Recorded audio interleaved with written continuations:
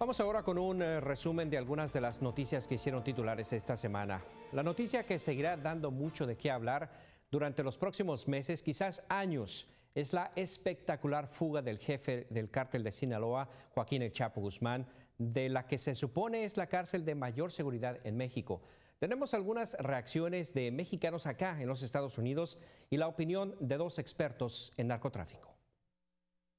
El Chapo Guzmán, líder del cártel de Sinaloa, ha escapado por segunda vez de una cárcel de máxima seguridad en México. Es una persona muy inteligente. Y Delfonso Ortiz, quien lleva 10 años como periodista, reportando historias relacionadas con el narcotráfico en el sur de Texas, nos dice qué efecto podría tener el escape del Chapo en la frontera con México. Posiblemente hagamos un incremento otra vez en cocaína, metanfetamina y heroína, los cuales son las principales fuentes de producción de ese cartel. Basado en su investigación a diferentes cárteles de la droga en México, Delfonso cree la violencia se reduciría siempre y cuando se siga pagando el derecho de plaza a los grupos delictivos a cargo de la zona fronteriza. Tenemos dos facciones del cartel del Golfo que han estado peleándose desde principios de año. El grupo que está en Reynosa y el grupo que está en Matamoros han estado peleándose desde febrero.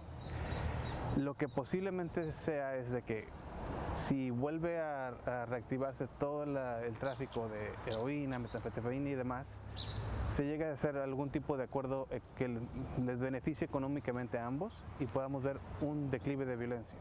Porque últimamente a ningún cartel le conviene estar peleándose. Eso llama la atención de autoridades, del público. Ortiz asegura que al gobierno mexicano no le conviene que el Chapo Guzmán llegue a parar en custodia de las autoridades estadounidenses. Hay negocios que se han hecho entre políticos, empresarios y narcotráfico.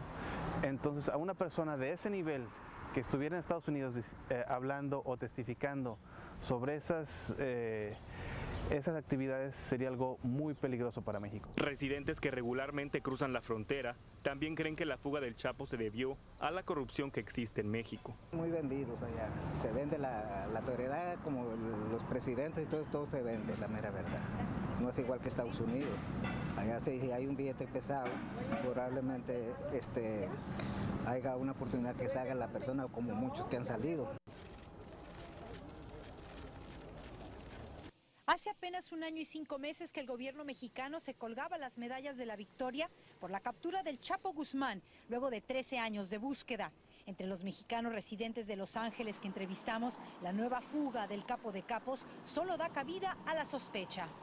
Ya y el gobierno ya está metido en todo eso. ¿Qué es lo que está pasando ahí? No es un show, es una burla, no. A uno de mexicanos lo están pisando. Como protagonista de una buena segunda parte de película, el narcotraficante mexicano superó el drama de su primera fuga en el 2001, cuando se escapó de otra prisión de máxima seguridad en un carrito de lavandería. El sábado por la noche utilizó un sofisticado túnel de 1 milla de largo para burlar una vez más a las autoridades. Pues nosotros ya conocemos cómo están las cosas allá, ¿no? Ya se pierde la credibilidad. Algo huele mal, nos dice el analista político Miguel Tinker Salas. O sea, estamos hablando de un sistema de ventilación, electricidad, motocicleta, trenes y un kilómetro y medio. Es imposible que eso se construyera sin la complicidad interna del aparato de seguridad, y estamos hablando ahora de los niveles más altos, porque esta es la figura más buscada en el mundo. Lo más preocupante, añade el profesor, es lo que se pueda desatar con el regreso de Joaquín Loera Guzmán al frente del cártel de Sinaloa. Podrían haber pugnas con los sectores de la nueva generación de Jalisco, podría haber pugnas con los diferentes grupos que han estado tratando de llenar el vacío, y sin duda esto siempre lleva a la más violencia. Pero ni los analistas se ponen de acuerdo. Seguimos en México, donde esta semana murió uno de los cantautores más populares de México, Latinoamérica y aquí en los Estados Unidos entre muchos hispanos. Joan Sebastián perdió una larga batalla contra el cáncer. Sus seguidores lo recordarán por su gran talento. Así. No pensé que me fuera a morir todavía. Joan Sebastián se ganó a pulso el título del poeta de Juliantla y se convirtió en los últimos 16 años en un incansable gladiador contra el cáncer. Hasta el último momento fue un ejemplo. Cumplió con el reto más grande de la vida, que es vivirla. Ámame y déjame amarte a mi manera. Tómame sediento de ti, mi cuerpo espera. José Manuel Figueroa nació el 8 de abril de 1950. Desde los 9 años mostró su vocación musical. A los 14 años ingresó al seminario en la ciudad de Cuernavaca, Morelos, pero 3 años después abandonó los hábitos para iniciar su camino musical. Tatuajes de tus besos llevo en todo mi cuerpo. Como todo comienzo no fue fácil, pero el cantante supo forjar su nombre artístico que significa amante libre. Con el nuevo apelativo emergió su segundo disco, El Camino del Amor, que lo llevó a conquistar Estados Unidos, Centro y Sudamérica. Me matan los celos, corroe mi alma lo que estoy pensando. Joan recorrió el mundo de los shows con espectáculos de toros y jinetes, que lo llevaron a coronarse como el rey del jaripeo. Al mismo tiempo que su talento como compositor lo llevaba a crear temas que quedaron plasmados en el sentir popular, como Sembrador de Amor. Sembrador de amor, sembrador de amor, libre de pensamiento, de nacimiento soy soñador. Es larga la lista de las canciones que Joan Sebastián hizo éxitos y han quedado tatuadas en la mente del público. Es agua fresca en un jarrón, más por lo que quieras, sé discreta.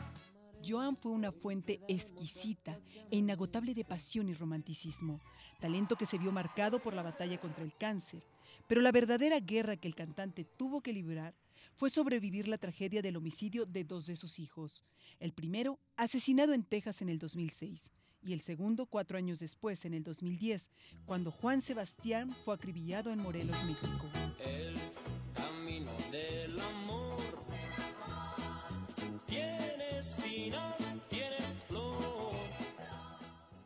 A pesar de todo, Joan Sebastián siguió adelante, creando canciones, cosechando éxitos, sobrellevando las especulaciones que lo vincularon con el narcotráfico, pero sobre todo, penetrando con su romanticismo en las emociones del público. Te fuiste, pero dejaste lo mejor, tu talento. Gracias, Joan. Delante de la gente no me mires, no suspires. En la Ciudad de México, Magali Ayala, Telemundo. Pero luego de más de 10 años de intensas negociaciones, los últimos 2 siendo los más intensos, la comunidad internacional finalmente llegó a un acuerdo con Irán sobre limitaciones a su programa nuclear. ¿De qué se trata este acuerdo y por qué le debe interesar a usted?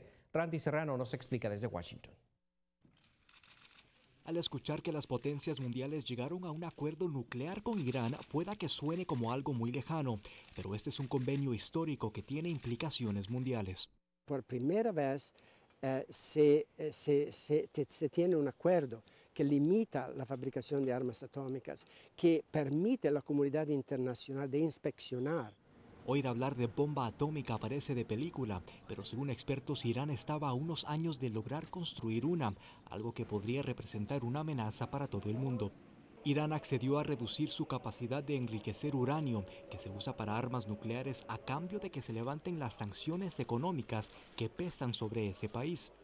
This deal is not built on trust.